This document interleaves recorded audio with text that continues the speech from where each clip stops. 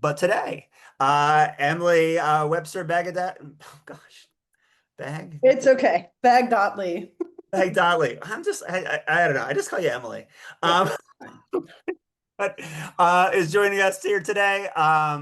Super excited to have you. I got a sneak peek of the slides. I'm not going to take any more space. I'm going to hand them to you. It's fantastic.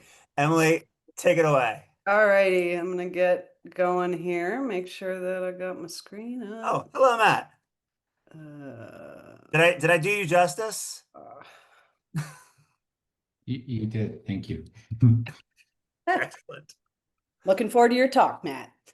All right, we seeing the screen here, Joyce? We seeing Homer fading away? Cool, thanks, John. All righty. So, hello, everybody. I'm excited to be here today. I've been in the experience design industry for about 15 years now, and I've watched as it's gone from a somewhat fringe profession to what is now, a thriving and rich industry. And there are, multiple companies doing this today. Many of you are from them. So it's been around for a bit now. For my example, I'm from ESI Design. We've been around since 1977, which is, almost 50 years. But still, I would say that our industry isn't fully matured. I think it's maturing, but it's not fully established yet. And in my view, the word experience is used pretty ubiquitously. I think everything is an experience these days. So I kind of wanted to take a sort of zoom out, take a 10,000-foot view, and talk a little bit about our industry and why that is. So I'm going to focus today on some of the aspects that I think kind of contribute to the complexity of our field, and why it can be sort of challenging to define it. But ultimately, I'll give you the spoiler, I think it's a good thing. We are not a product. What we do isn't prescribed. And I'll just give you an example. When an architect gets a call, the client knows at the end of the day, they're getting a building. It can be the most beautiful, site specific, sustainable building in the world, but they're still getting a building. The client knows what they're getting. With experience design, I think it's a little bit more open ended. And I wanted to take today to talk a little bit about why. Before I do that, I'll give you a little bit about myself so you know why I'm up here. I've been working at ESI Design for the past 13 years, and some of my former colleagues are probably on here and have helped shape my career and my profession.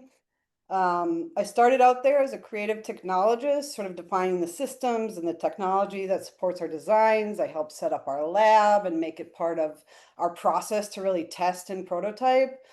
And over the years, I've grown to lead our teams, then lead the studio after our founder, Ed Schlossberg, retired. So, over my career, I've worked with some pretty crazy clients. From most recently, I worked with Dr. Jill Biden to redesign the White House tour. And before that, I helped Delta Airlines sort of reimagine their terminal in LaGuardia Airport.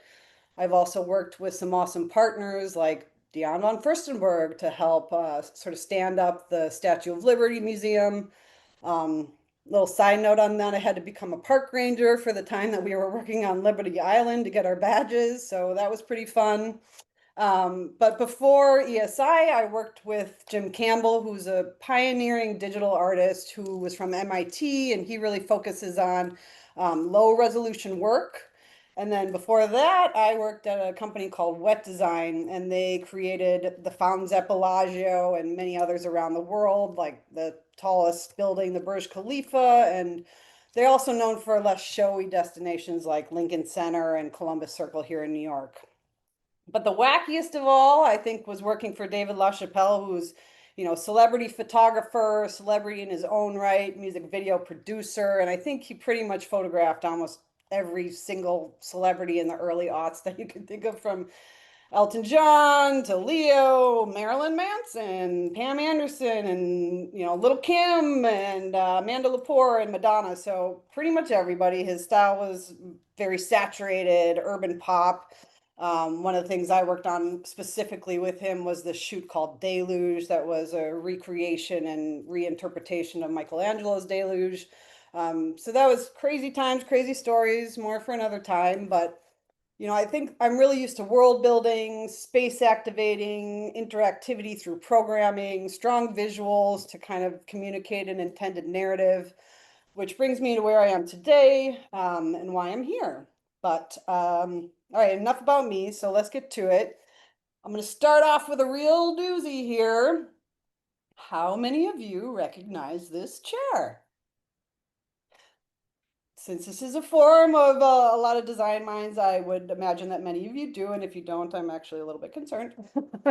But if you're not a furniture buff or in the design field, you probably still recognize this chair, but may not, like immediately understand how this chair represents like very obsessive development process by the designers. They thought about comfort and function and timelessness, material science, manufacturing innovations. I mean, you name it. It was very novel, and it represents how thoughtful decisions and invisible engineering and this sort of obsessive pursuit of the perfect user experience sort of came to be. So if you're not a furniture buff, as I said, then you might just be like, why the hell is this chair so expensive and why is it so hard to get out of? But of course, like for us in the field, we can appreciate the kind of invisible craft and understand why it's so necessary, where the deepest layers of design are so sort of seamlessly integrated that they become part of the experience itself. But I want to ask, is this an experience? I think that, Charles and Ray Eames probably think they designed an experience of sorts. They thought about the user, how it feels to be in the chair, what the material aesthetic was, how one might use it. But, did they create experience? I would argue no. This is a chair. There's no curation by the designer as to what room this chair sits in. Is it a single chair? Is it two chairs, across from each other, stage for conversation? Does it consider how somebody approaches the chair? Is it the first thing you experience or the last thing you experience? What's the visitor journey of sorts? What do they hope to make people feel like?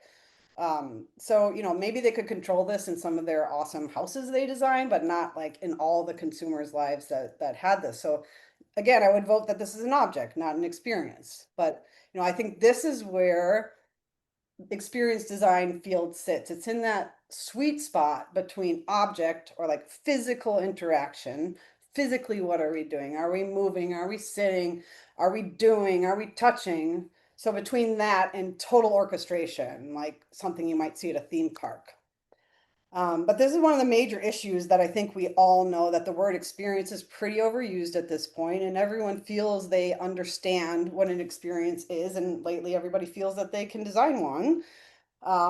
And that we are kind of competing against other design fields to own what experience is, and whether this is architects or interior designers or even marketers, everyone feels they understand like what an experience is.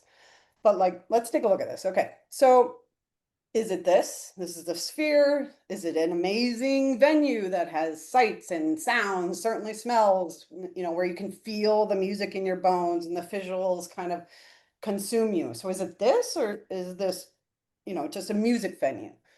Or is it something timely or temporary, or is it permanent? Is it ticketed? Or are these things just kind of more like experiential marketing?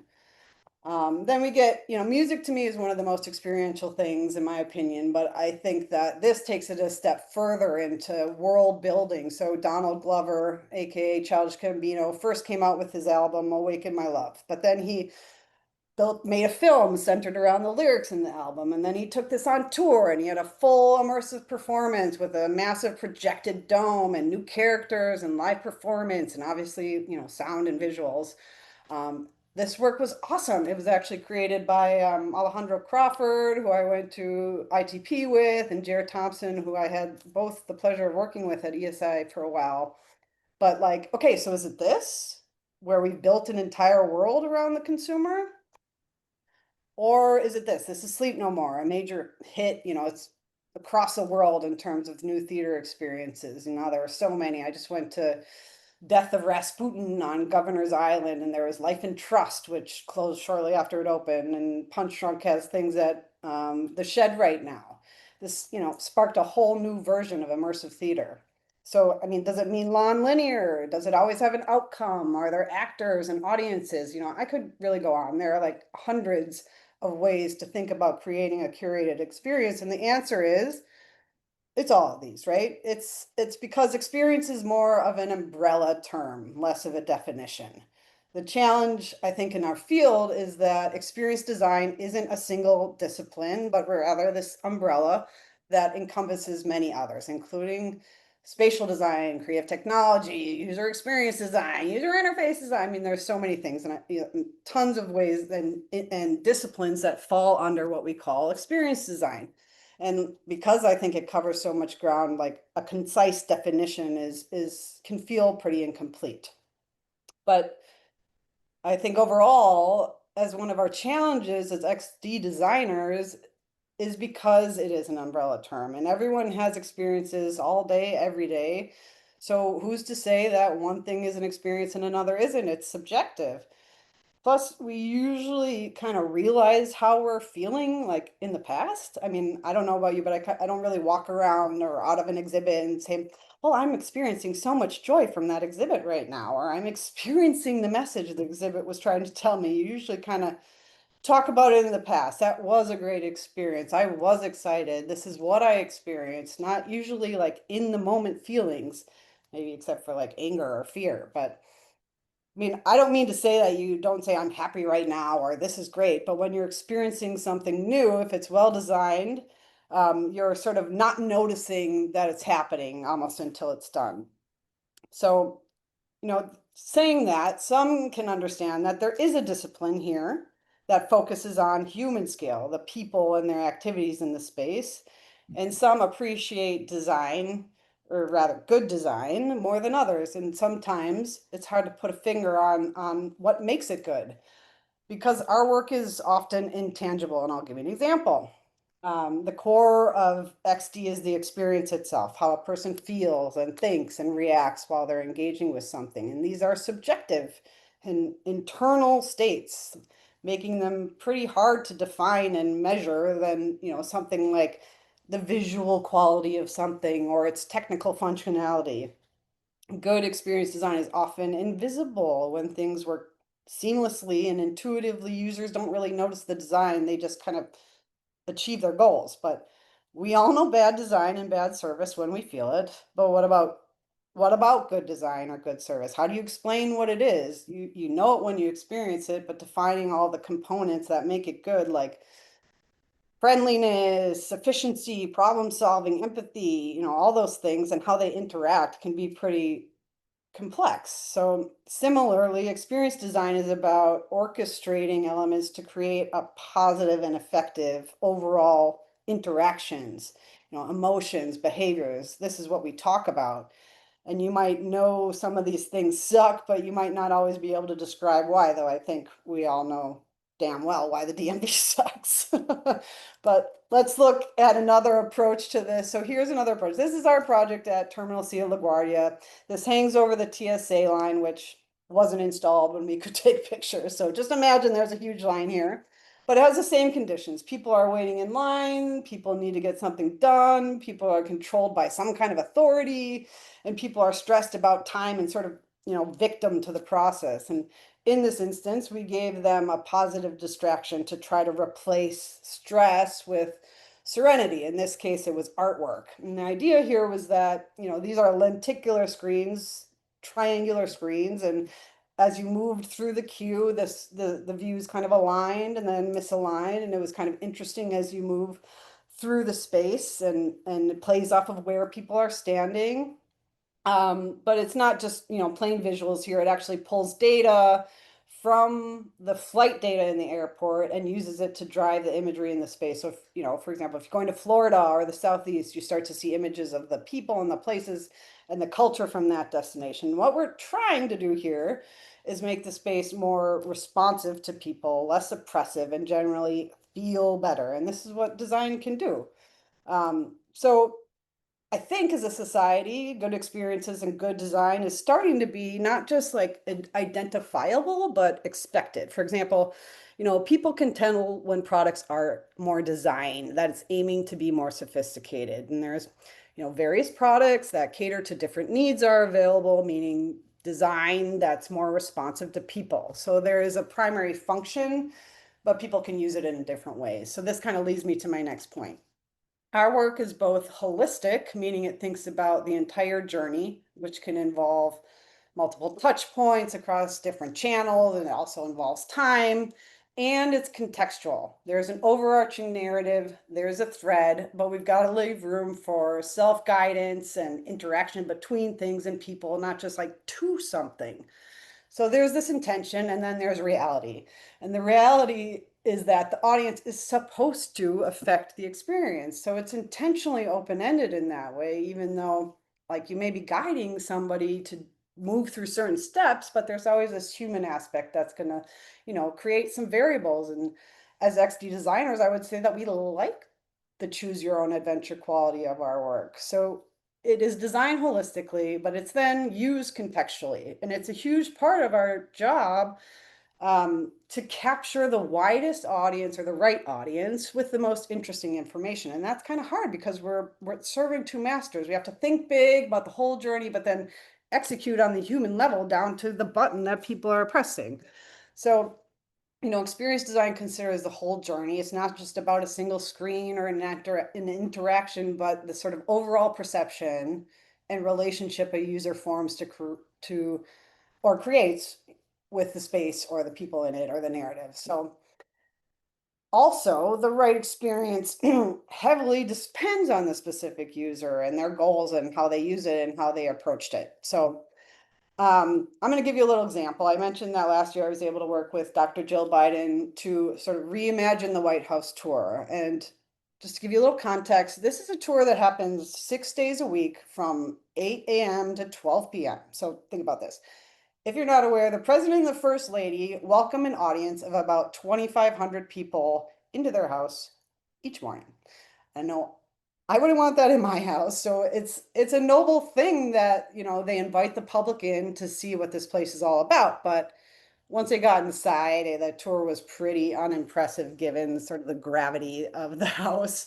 There was no welcome, there was no facilitation. All there was like these foam core signs on the ground that say what the room was, not what it was used for, not why it was here, but just that it existed. And it was pretty limited. So you could go in and you could ask one of the Secret Service agents who were standing guard in the room about the space, and they would kind of point their gun over something and actually very happily tell you why it was there and what it was all about. But it was just kind of this surreal experience. Like you couldn't really go into the rooms, you couldn't actually get the payoff of like going and walking around and seeing things up close. So, we had a lot of room for improvement, but this was not a space where we were suggesting anything that would take away from the grandeur of the house. We're not doing an immersive White House, that really wouldn't be appropriate. The assignment was really about making people feel welcome, about pulling forward more stories for visitors to understand the larger importance of the house in modern society and why it's still an important symbol.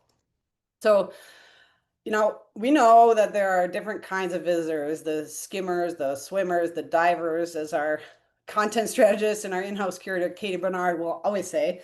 And so for us, one of the biggest constraints here was time and operations. The staff needed to flip the house in like 30 or 40 minutes and turn it back into the functioning White House that uses all the available rooms, meaning we were not working in like a non-functioning part of the White House, some leftover rooms that they didn't need, so they needed their spaces back real quick.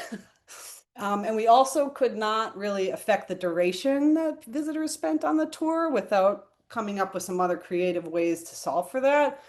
And knowing that we were adding more in-depth stories here, we knew we'd be adding duration somewhere. So we solved it by kind of opening up more spaces for visitors in the White House, meaning allowing them to explore more square footage, giving them more options with where they can visit and making a better overall flow so that they weren't, backtracking unnecessarily.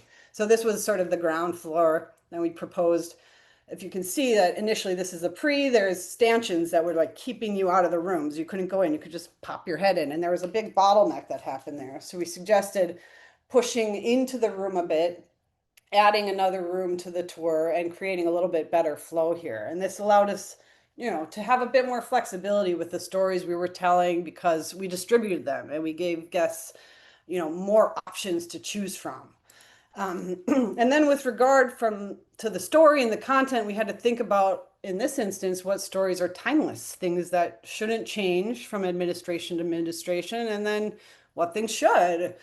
One of the major things here in the House is that it's about the presidency, not the president. You know, presidents come and go, we hope, but the White House remains from administration to administration. It does not change. So we had to really think about, what's appropriate and could be used by whatever administration comes in.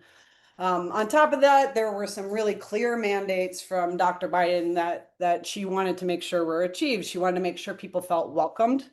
So we put a personal greeting from her when guests first entered the house to say, this is the people's house, this is your house, and to kind of frame up how people were looking at things.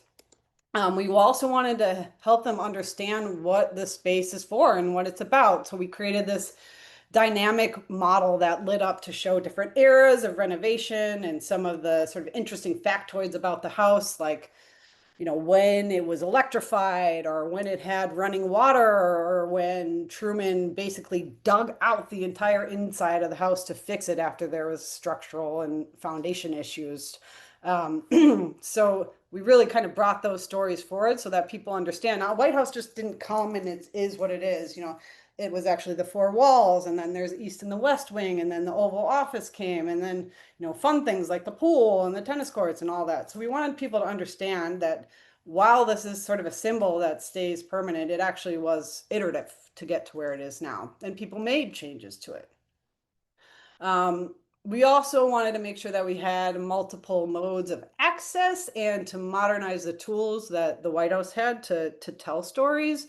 This was a wall that was it already had pictures on it, kind of like a high school award wall. There wasn't much context to why these pictures were there. You didn't really get much out of it. So what we did was really try to recreate those pictures, but to digitize them so that they could change the stories as they wanted to. And there was a residential mode where things just sat quietly. And then there was this more dynamic mode. So like if the Prime Minister of Japan was coming, they could highlight key moments here between, American and Japanese relations. Joyce, give me a shout if I should answer some questions on the fly here, because I see them coming in, but yes, there is a pool, Tarly.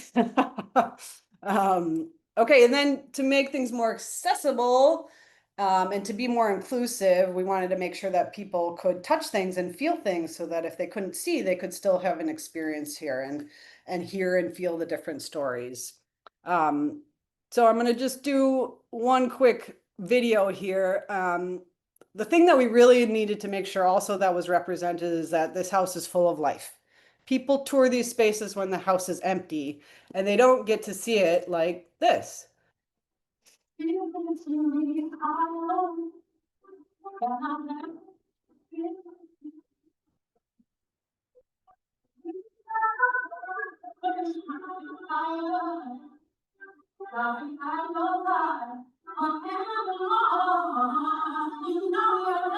Not sure if the music is playing, but just full of life when people are breaking bread together, when they're celebrating, when there's music and culture and people are coming together and there's a cacophony of voices and perspectives. I mean, this is what the house is all about, or at least what it was about, and bringing people together. So we knew that we needed to have somewhere to show the life and times here, and things people don't realize, like they don't realize that children are running through the hallway, or that enslaved people built the White House, or jump forward here, or that Grace Coolidge had a pet raccoon. What? Why would she pet raccoon? Funny things happen here. This is a house. This is a house. And that there was actually it always the presidents that have been here in the past have always tried to bring the American people in and using the most contemporary technology to do so. Like FDR had the fireside chats where he was, on the radio trying to bring people into the stories there, or Jackie Kennedy when she brought, television into the White House in the 60s. So we couldn't really like put people in the space, and we certainly couldn't add a ton of duration. So we did have to have sort of this other piece, which was the digital sort of experience with it, which, we specifically didn't want to design an experience that relied on people using their phones. for a number of reasons. It would take longer, and there was no public network. It was non-existent, and we wanted people to take in the place that they were in, not be focused on reading things on their phone. But for the divers in the audience, the people that read everything and look at every picture, we did create a separate standalone digital experience where people could dig into more of the stories that they wanted to see, um, so that they could, experience, access the White House stories before and during and after in ways that they wanted to. So, it kind of looks like this. We like that people can choose their own adventure, but our clients tend to want something clean and simple, where you can lay out every single step or touch point along the way and design how to get your story across. Clients like this, it's easier. It could set solutions rather than expansive outcomes, though. And humans aren't like this. They don't follow set paths very often. They're more like this. We're a bunch of cats meandering through life, moving towards what interests us or what rewards us. We don't really like to feel controlled, but we can do things within the realm of design that encourage people to do different things, explore different things, and we can create these kind of patterns. But it's a messy field. We're working with humans, and so we kind of become our job is this, we're cat herders. I need to both like educate our client on what we do, show them a product, the design, and then get consensus, not only from the stakeholders, but from the design team, and most importantly, from the audience. And we're not trying to prescribe, we're trying to corral, because it's not really only about the final outcome, though we're always trying to achieve very specific goals. It's a process, and it's not just the process of design, because that's very multi-layered. It's more about the visitor process, the visitor journey, as we all know it. So, while XD results in tangible outcomes like renders and wireframes and prototypes, the essence of experience design is really it's a human-centered process. And that process involves research, empathy, ideation, prototyping, and it's iterative.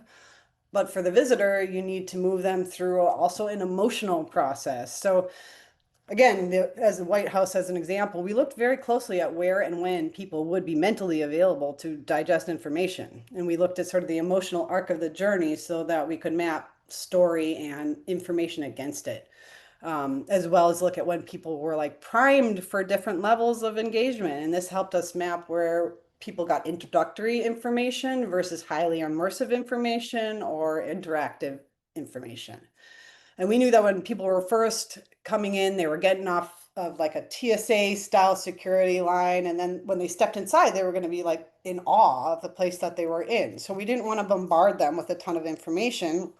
We just wanted to welcome them first and introduce them to baseline concepts so that they would look at the tour through a broader lens than just the physical architecture. Um, so this went on this to describe where we would introduce interactives, but you can see here that there's an emotional process that allows people to digest what the hell is going on in the space, and we need to care for that. And then, of course, the design process is different if you're designing for a temporary installation or something long-term, or you have repeat visitation, or it's just a single use. Um, so, it's a process, not just an output, and explaining that process can be complex. And it's more than just showing a final product. And often our final product is embedded into other elements, and it's sort of hard to discern. Um, Okay, so I want to come back around to this idea of our industry and where we're at. We are doing very sophisticated work. It's complex, it's multimodal, it's multidimensional, it's AV, software, network, it's placemaking, it's physical, it's architecture, it's digital. There's a lot. But even though it's sophisticated, I think we are still quite young. Just to compare it, this is the first known architect, Imhotep. You know, thousands of years old. The discipline of architecture is very, very old, and there's licensure, there's AIA standards, there's LEED standards. XD is maybe like 50 or 60 years old, it's still a little baby. And compared to those other, more established design disciplines like architecture or graphic or industrial design, experience design as a formal field is quite young. And there's none of these sort of established standards in our field.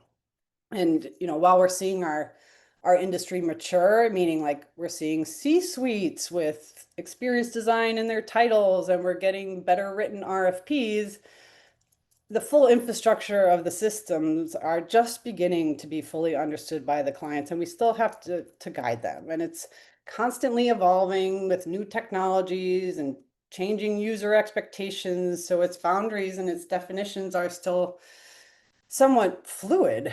And with regard to some of these older design fields, we operate a bit differently, I'd say. We're thinking less about timelessness, usually in most cases, and more about change.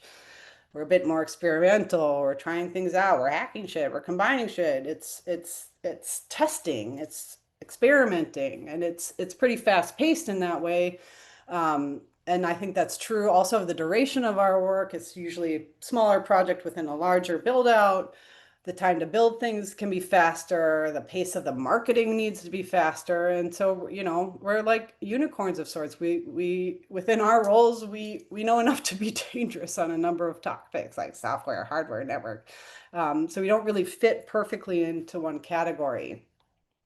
And then another component of this that I like to talk about is that there's a lot of jargon in the term and overlapping terms in the design world. And just to name a few.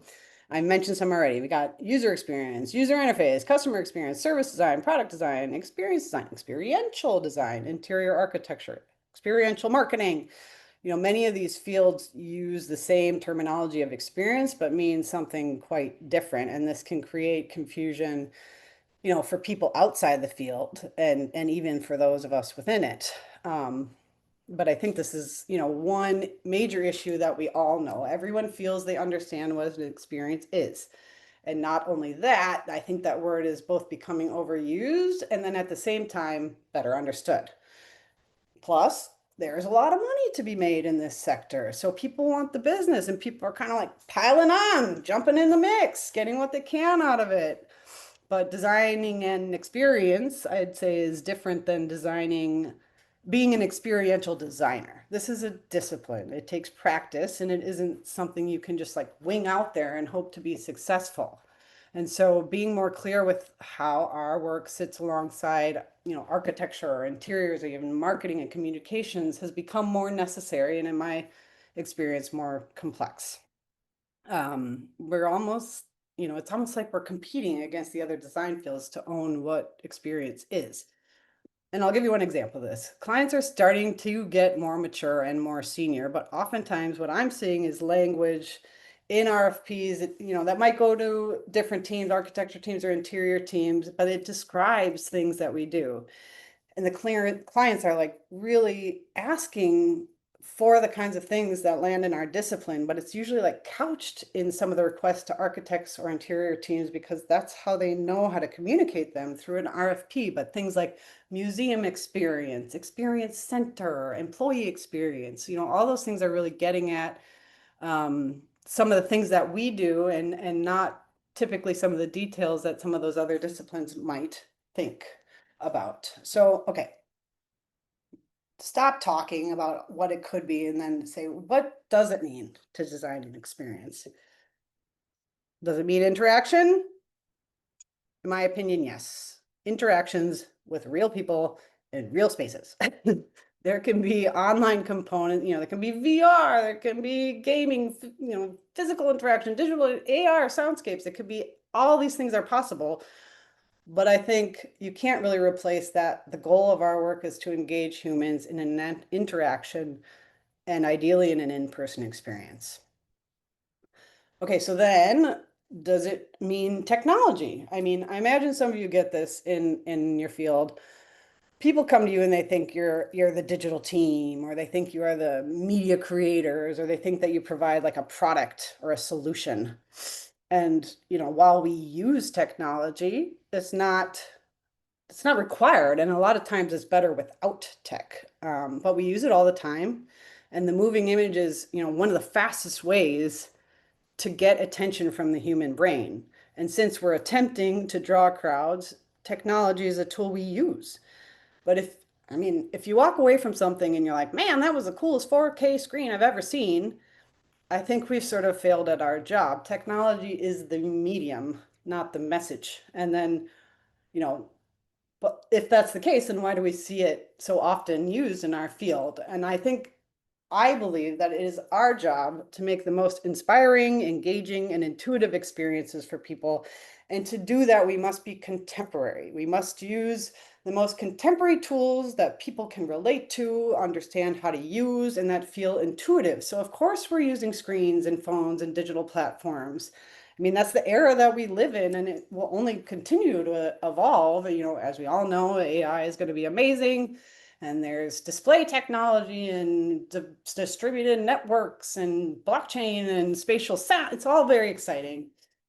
And, you know, we use these contemporary tools to tell our story because people will understand them. So we are trying to tell a contemporary message. And just because we use contemporary tools doesn't mean we can't, you know, tell a reverent or historical story. What we're doing is delivering the message, not defining the medium. So when people say, what is experience design? What's the elevator pitch? You know, I say to them, you're asking the wrong question. It's not what it is, it's what it says. We are tasked with delivering the most relevant, the most current, the most contemporary experience for our clients. And that's why it's always changing and always hard to pin down since, you know, there's no one way to do it. There's not one single word to describe it, and definitely not one definition. So this makes our field, in my opinion, a beautiful unicorn, and the world is, you know, kind of trying to get our rainbow-shaped peg into the square hole of other design fields, and it won't work. We won't let it work. Like it should not work. Diversity of what we do and the range of skill sets that we have is beautiful, and we should embrace that. It's very difficult to define because it's always evolving and changing, and it will continue to evolve and change because that's the nature of the field. So I say embrace the ambiguity, tell powerful stories with the most contemporary mediums, and know that change is really the only thing we can rely on in life, and that is what we are designing. We are designing the change, the things that change in the world, and the way that stories can grab people. And I know this isn't a unicorn, but it's my all-time favorite GIF, which I really leaned into on this presentation, all the GIFs. But I think we should all sort of understand that it may never have a clear definition because what's contemporary is always going to change. And so we have to say, you know, it's about what we're trying to tell, the stories we're trying to tell, not how we do it and what you touch and feel. So with that, I'm going to turn it back to Jeff and open it up for some dialogue and see if people have any thoughts on that. All right, Emily, thank you so much. Oh my, You stop. I'll stop. I turned my video off. Oh my gosh. So by the way, I must be so I didn't realize my video was off that whole time. Emily, thank you so much. That was great. All right. I think y'all know the rules. If you want to come on camera and ask a question or just drop a question in the chat, we can open it up.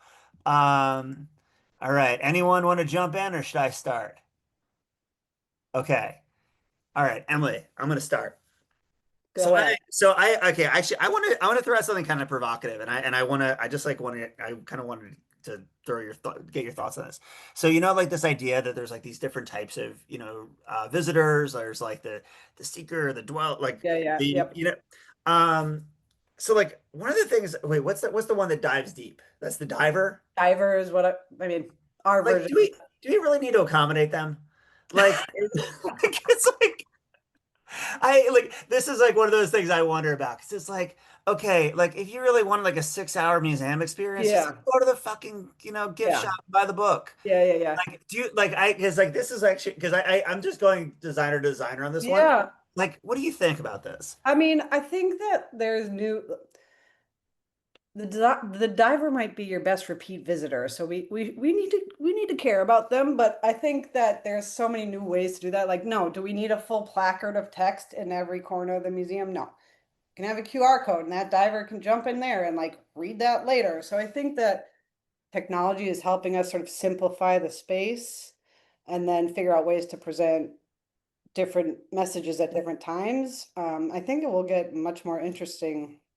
You know, right now that's like QR codes and kind of bulky things, but I think it will get more interesting as we see what the world of AI does. But yeah, I mean, I'm not a diver, but I think that they're they're part of the mix. They're out there, so I'm just like always wondering. It's like, are we making these like 6 hour films yeah. for an No. edge case? I don't know. Like Oh, I agree. I mean, there's a duration that you want to maintain. I think Ryan on the chat said that the divers are usually the client team, which, you know, exactly the might be curators. true. Those are yeah, Yeah. You're like, no, no, no, no, we don't need that much text. Like, really, yeah. nobody's gonna read that much. I love it. I love it. So, Kenny had a question. Hey, hi Emily. Hey Hey, everybody. Kenny.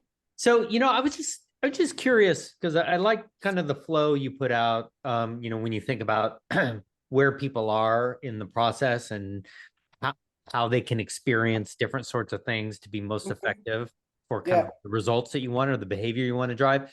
I'm just curious, how much do you think if you go back to like Danny Kahneman, it says there's the experiencing self and the remembering self. Hmm. And if you say, look at least to me, what's most important as an experienced architect say is how people remember the experience. Yeah. Because that's all you have at the end, Right. right? Um, how do you, how much do you think about how you design an experience so that it gets coded the right way for them to remember Yeah. versus how they might experience it in terms of in terms of the flow. Yeah. Yeah. Yeah.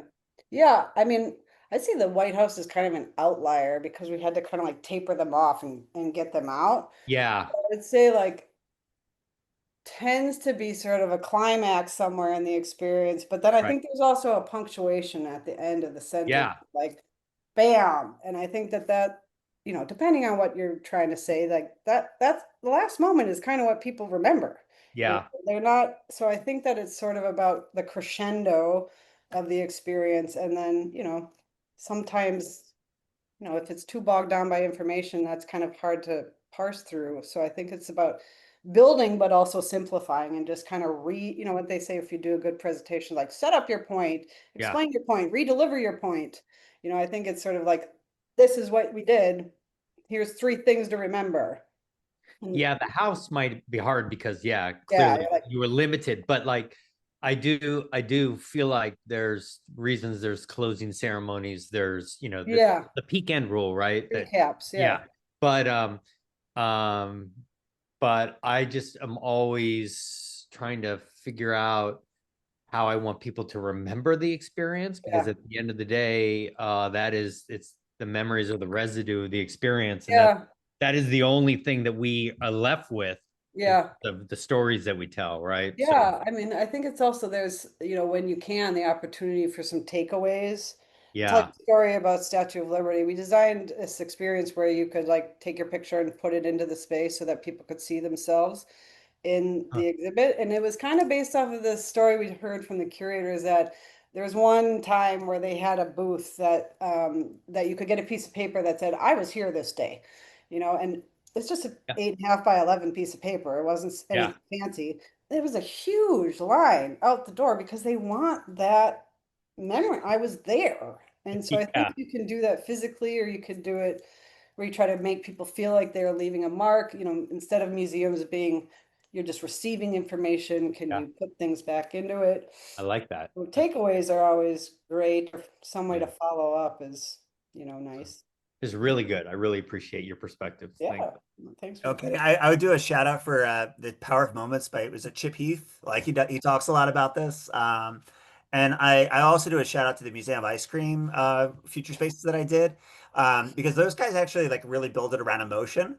Mm, I actually didn't take them very seriously until that presentation, and actually I think they do a very good job of leaving people with a feeling, yeah. which I think is which is like very very powerful. Janelle, you have a question. Oh, you're muted. Sorry. I There you do, I do. Can y'all hear me okay? go. Yeah. Absolutely. Let's see. Okay, first of all, thank you so much for sharing, Emily. This has been such Yeah. an insightful and beautiful Thank presentation and you. just sort of deep dive into your work and the ethos kind of that goes into it. I was loving, thanks so much for sharing those elements kind of along the way. I'm a big diagram fan of like while you were going through the White House process and sort of the experiential narrative.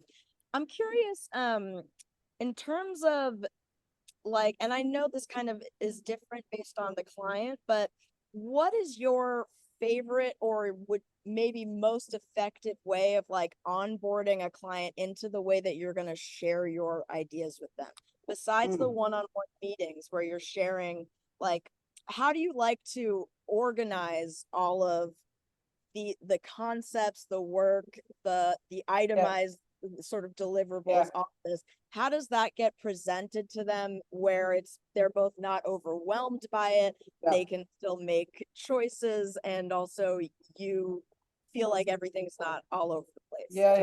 That's a great question. Well, I think we all know that clients think they know what they want. And so the first exercise is to be like, yes, and and I think the and comes from, I mean, we do it through discovery sessions and interviews and questions and things like that to really just like set the North Star.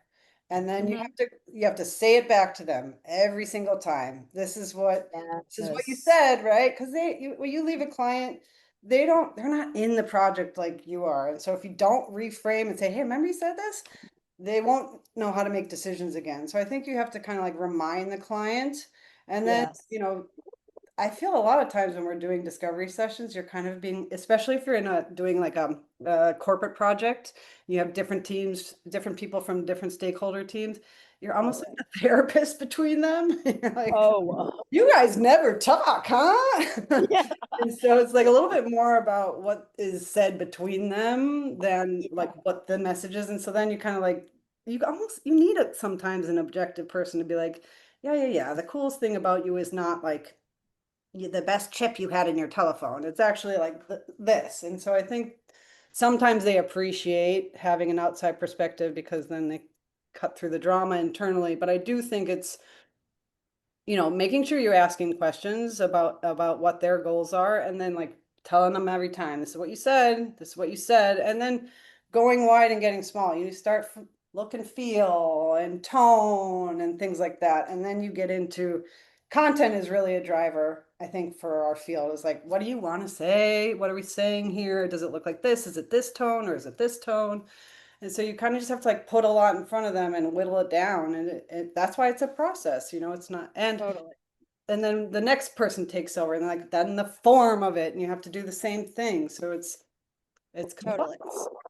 Now, in between those sort of one-on-ones where you're putting it all in front of them, I'm just curious, like, do you find that it's basically most useful to be doing this on a one-on-one, like live in the moment, rather than sending people things to look over? 100%. You got to explain what, it's a bomb to not explain it. You got to, totally. Never a good thing if you're just sending it over the fence. You got to talk them through it. Gotcha. Love that. I love everything you're saying. I would just sort of reiterate too, like it is a very human thing.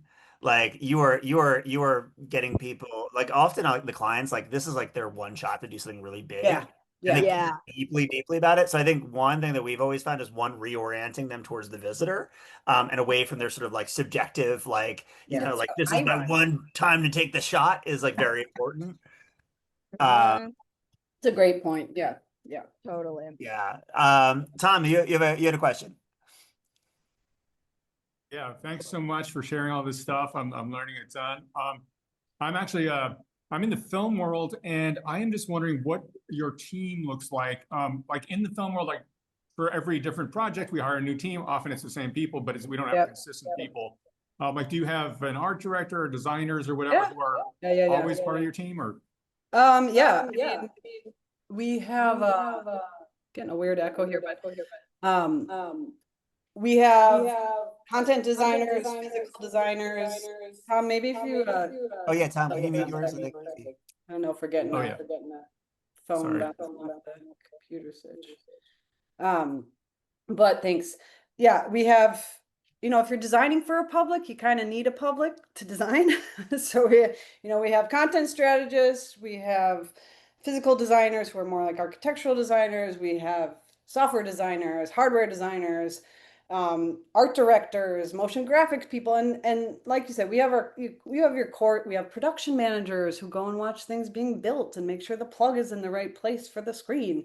But then there's the things that, like, you know, it didn't ever make sense for us to have software developers on staff because one project needs Unreal, another project needs a web development, you know, so it's like you got to staff up according to what the outcome is. And so figuring out, you know, how that works is it's kind of I talked to somebody recently who was from an agency, and I was like, oh, I have to build a team every time. And it's like we have to say, what is the assignment and is this the right team? And she was like, oh, it was like not familiar to other industries that you just have to be like, what are we delivering? Who's going to do it? And is it the same as what we have, or we need a new look and that's kind of fun because you can get a new look and feel every time you do a project if you want to think about it that way. So yeah, I've worked in the film and TV world, so I know I get the crew is sort of, you know, who you got, and you know they have their role a little different, and that's because we're doing something different every time, I think. Yeah. I love it. I would also say, you know, having done a bunch of these and having run an agency, like every agency is kind of like a band and they all have like a different composition. So we have like, so like at my agency, like we have a ton of technologists, you know, and it's like a band, like some of them have like two drummers, you know, Yeah, like two bass players, you're like two singers, you know, like a orchestra, you know, it's like, it just matters what kind of sound you're trying to make, you know, and like, yeah, it's a great way to say it. all right. Well, I think we're kind of near time.